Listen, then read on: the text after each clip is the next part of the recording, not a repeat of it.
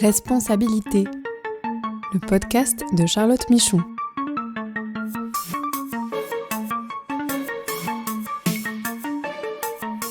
Droits humains pour comprendre les nouvelles obligations des entreprises.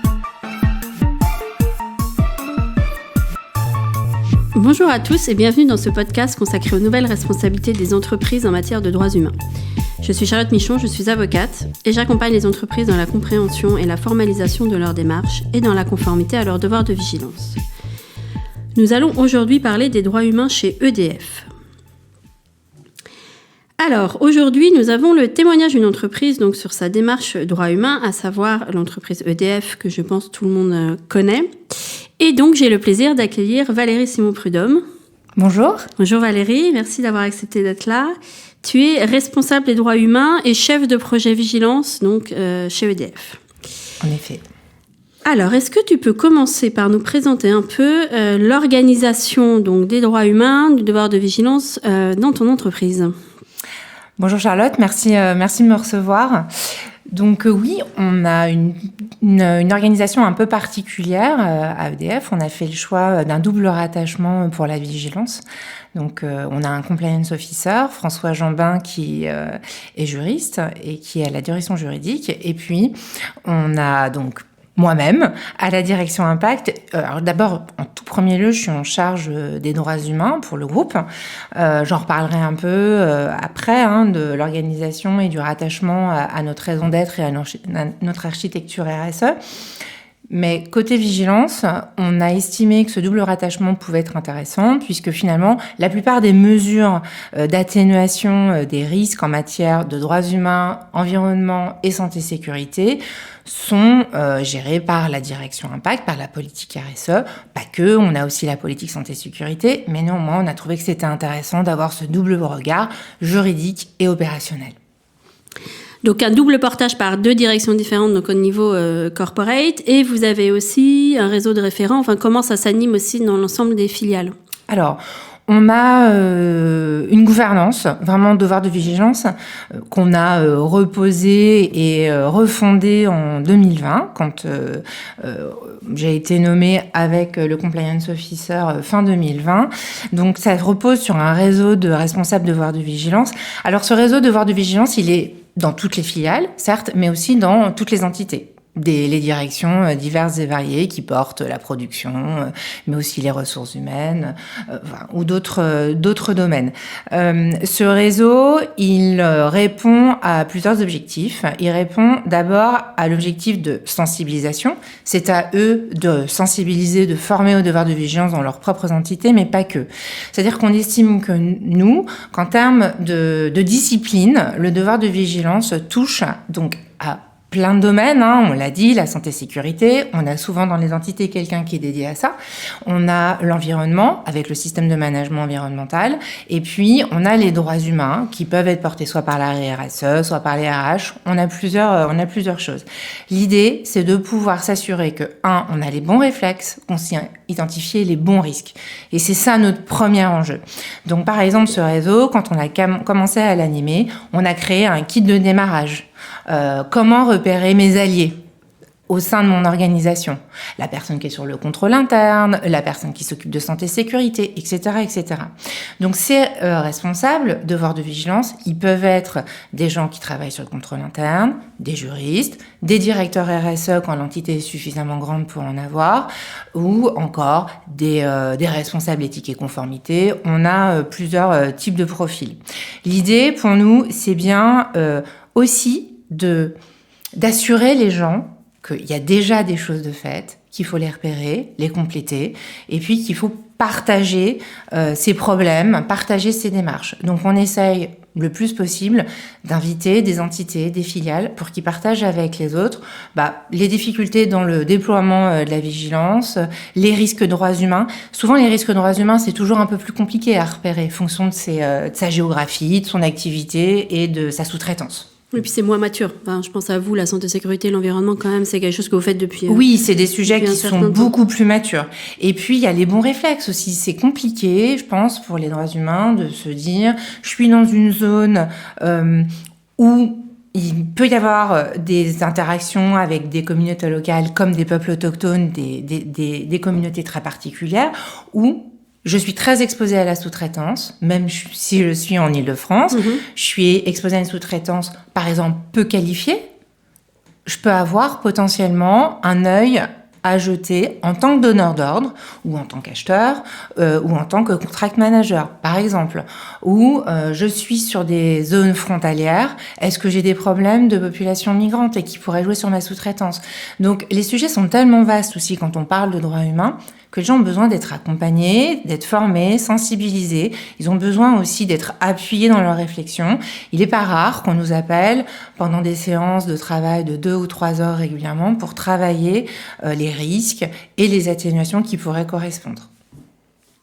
Alors, on va parler après de vos principaux enjeux et de vos réponses, mais peut-être avant, puisque je sais que c'est aussi une particularité chez vous, en tout cas, vous avez une démarche mature sur le sujet, c'est le rôle et le dialogue avec les organisations syndicales, donc dans le devoir de vigilance et les droits humains. Absolument.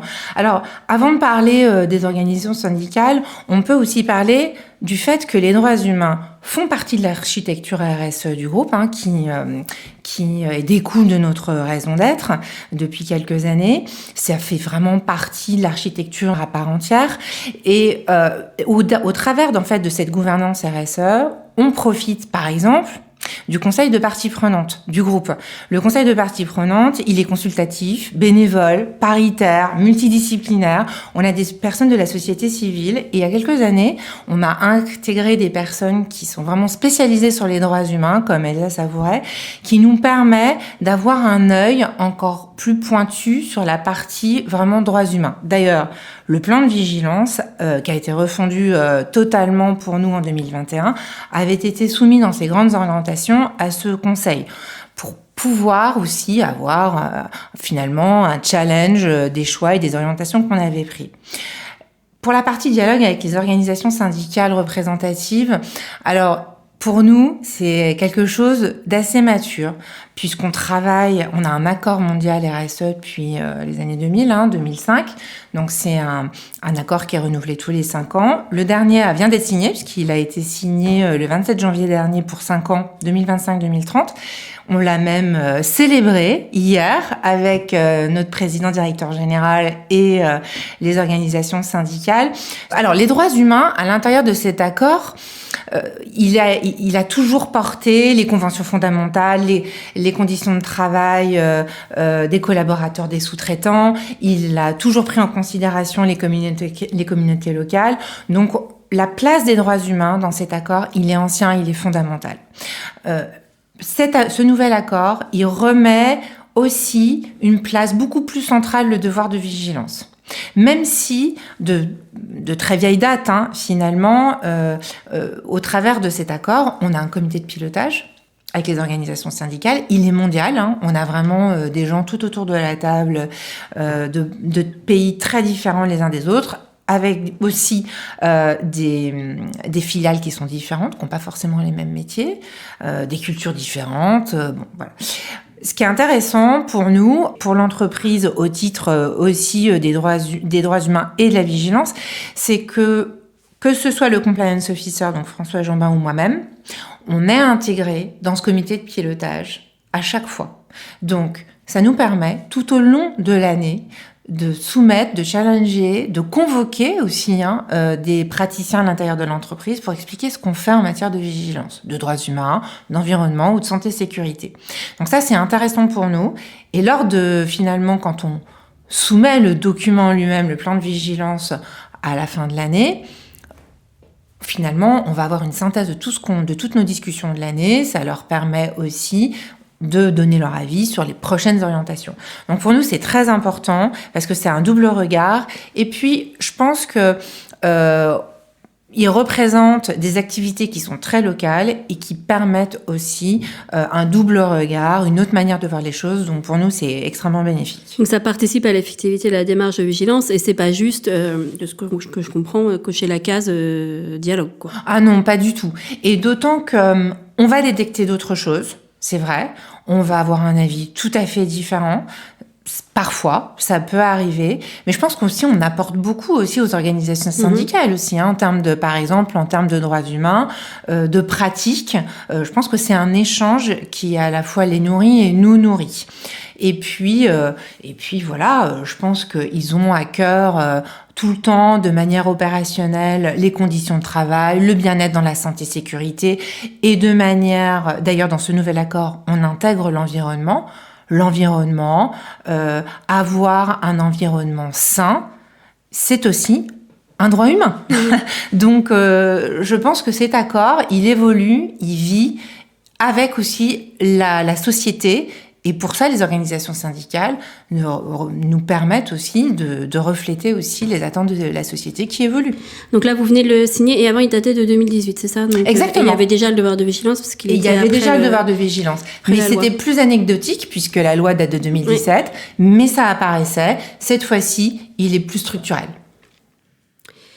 Ok, alors maintenant, si on parle donc de votre démarche de fond, mais on parle évidemment de fond depuis le début, mais c'est quoi, vous, vos principaux enjeux donc en matière de droits humains en tant qu'entreprise du secteur de l'énergie, et vos grandes réponses à ces enjeux? Alors, je dirais que nos enjeux en matière de droits humains, ils sont multiples. Ils sont un peu comme beaucoup de grands groupes, évidemment. En tout cas, pour moi, ce que j'identifie, c'est d'avoir les bons réflexes pour identifier les bons risques. C'est la base, en fait, de tout ce qui va suivre après.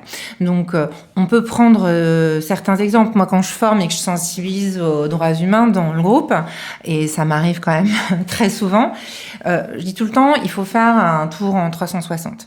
C'est-à-dire mes opérations, mes achats, mon contract management, mais aussi mes investissements, éventuellement les acquisitions que je fais, les partenariats. En fait, les droits humains, ça a cette caractéristique, c'est que c'est multiple, ça englobe plein de choses. Il y a évidemment les conditions de travail des personnes, mais il y a encore une fois les communautés locales. Et donc, il faut avoir cette vision complète. Et puis, je pense que un de nos grands enjeux aussi, mais comme beaucoup sur le marché, c'est de comprendre, une fois qu'on a intégré les process, qu'on les a tous criblés et qu'on sait que nos process intègrent les droits humains à tous les niveaux, c'est de savoir ce qui s'y passe vraiment. Donc, ça passe par du contrôle interne et des audits. C'est coûteux, ça prend du temps, c'est vrai. Mais pour ça, il faut savoir bien sélectionner les endroits qu'on va auditer. Et ça aussi, c'est pas toujours évident. Donc, par exemple, si on prend les achats responsables, c'est une clé, en fait, dans la manière d'intégrer les droits humains. C'est-à-dire que dans chaque entité, dans le processus achat responsable, il faut avoir le réflexe d'intégrer les droits humains, mais dès la consultation. C'est ça, en fait, le vrai sujet. Plutôt. Il faut après aller auditer. Quand on achète, par exemple, du textile pour les travailleurs, où est-ce qu'on l'achète? Quels sont les audits qu'on va pouvoir mener? Donc d'ailleurs, en matière d'audit, quelles sont les catégories d'achats qui sont les plus risquées pour pouvoir éviter de se disperser. Mais on n'a pas que ça. On peut avoir aussi le criblage des investissements. Les investissements sont criblés, les plus gros investissements, avant d'arriver au COMEX. Ils sont criblés partout dans certains services. Ils arrivent aussi chez nous. On les crible en environnement, en santé-sécurité et au niveau des droits humains. Donc, et c'est pareil, ce 360, dans un investissement, faut aussi le regarder. Qu'est-ce qu'on achète? Qui on fait travailler? Où est-ce qu'on va travailler? Et dans quelles conditions?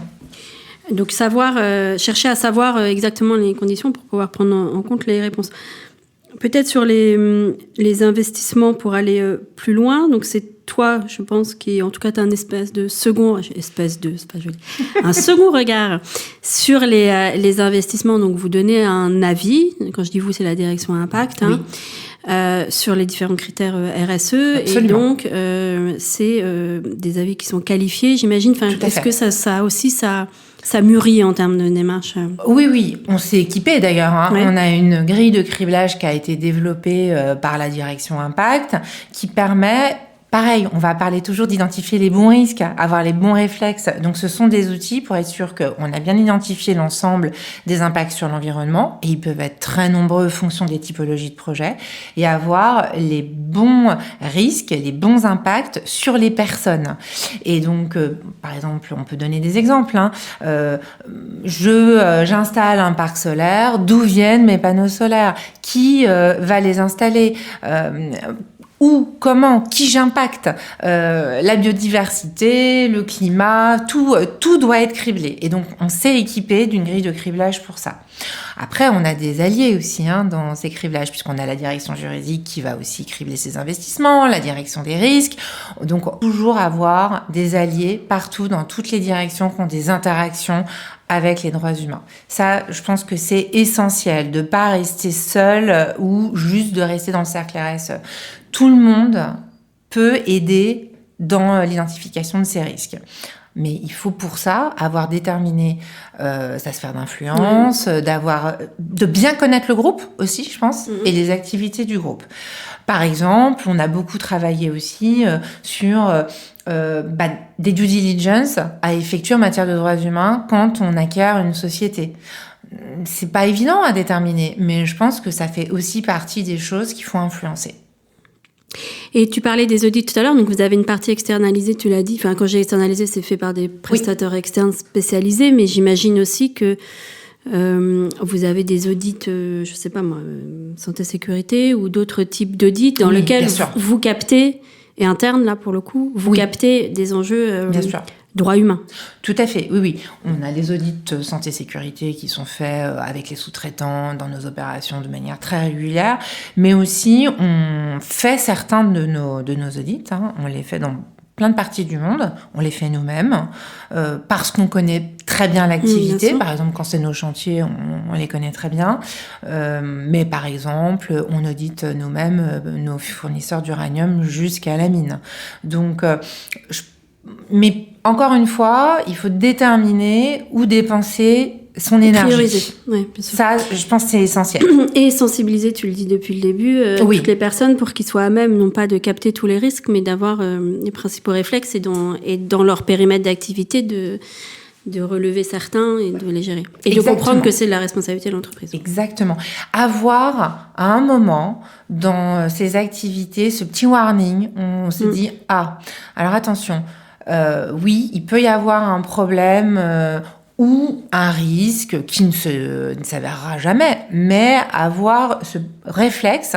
Et je pense que c'est pas évident parce que finalement, tout ce qu'on a à savoir, à connaître en matière de droits humains, ça va être des chefs de projet, des acteurs différents dans le processus achat, ou encore on peut avoir du contract manager, de l'opérationnel, donc des gens pour qui c'est très très loin, c'est très vaste finalement. Et puis, je pense que pour beaucoup de collaborateurs, les droits humains, ça reste quelque chose quand on est employeur. Et c'est ça qu'il faut expliquer. Pas du tout. Oui, évidemment, mais ça va beaucoup plus loin.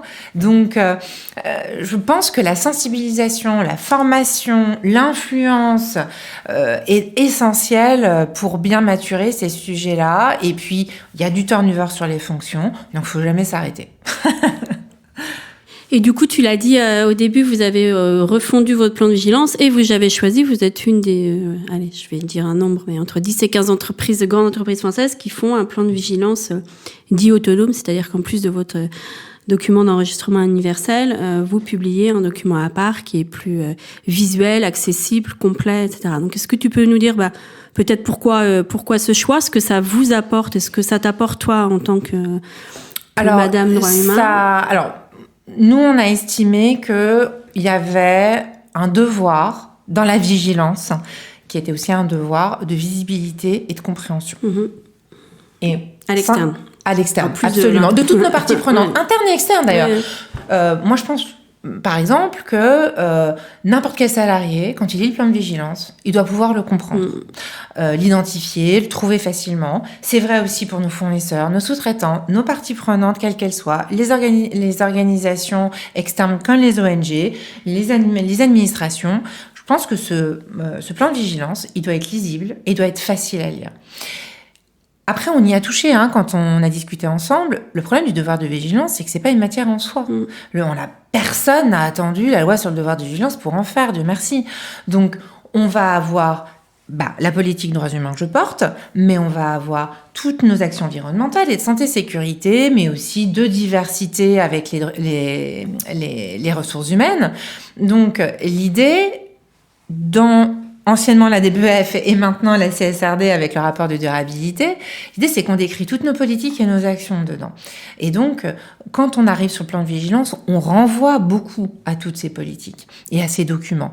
Et franchement, c'est compliqué à lire. Après, pas très lisible. C'est pas facile.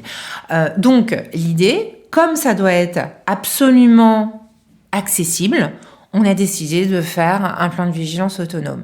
Et moi, d'ailleurs, en tant que praticienne sur les droits humains et sur la vigilance, ça me sert aussi parce que pour expliquer, sensibiliser, ce document, il me sert. C'est beaucoup plus facile aussi à porter.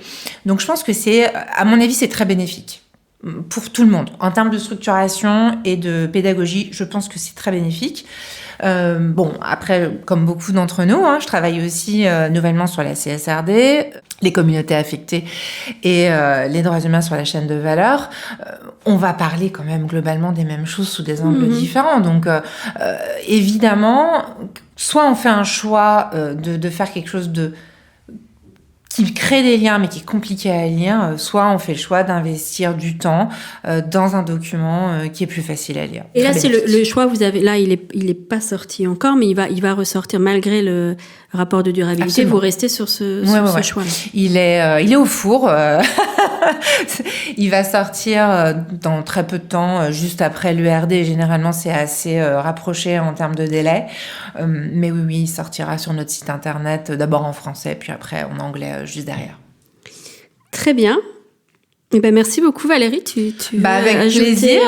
Quelque chose sur vos enjeux futurs peut-être que tu vois. Nos enjeux futurs, je pense que c'est un peu la même chose aussi pour beaucoup de groupes, grands groupes en tout cas sur le marché, c'est d'aller plus profondément dans la chaîne de valeur. C'est l'enjeu de tout le monde et c'est la grosse difficulté aussi. C'est d'aller jusqu'à la mine de chaque minerai, dans chaque usine. C'est un défi qui est considérable. Sans se perdre, en allant à l'essentiel, plus risqué, toujours. C'est à mon avis. Et en gardant l'effectivité et ne faisant pas qu'une démarche. Absolument. Et pour ça, il faut choisir ses batailles. Donc, je pense que l'enjeu de demain, c'est celui d'arriver à creuser dans les chaînes de valeur en étant pertinent. Merci beaucoup. Et donc, c'est fini pour aujourd'hui. Nous nous retrouvons dans 15 jours pour un nouveau podcast.